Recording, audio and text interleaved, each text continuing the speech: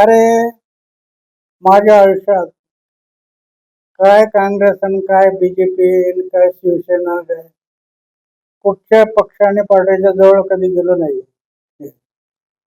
पक्ष आणि पार्टीचा माझा काय संबंध आहे? मला काही इलेक्शन लढवायचं नाही. 90 वर्षात इलेक्शन लढवलं नाही. साध्या ग्रामपंचायत इलेक्शन कधी लढवलं नाही.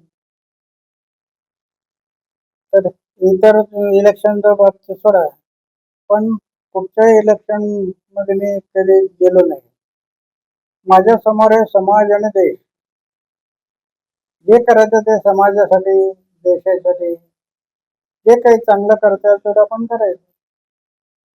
ते करत करत इथपर्यंत आलो. दुसरा एक आरोप होतोय की तुम्ही फक्त काँग्रेसच्या विरोधामध्येच आंदोलन केली, मात्र बीजेपीच्या विरोधामध्ये आंदोलन केली नाही. ज्या रंगाचा चष्मा जे लावतात लोक, त्यांचा चष्माच त्या रंगाचा आहे. त्यांना जगही तसंच दिसतं.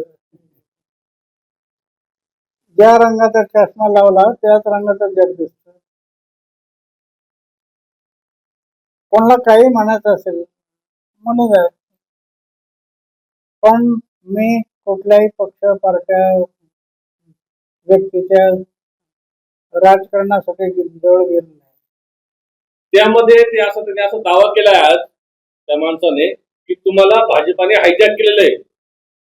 त्यांना काय म्हणायचं,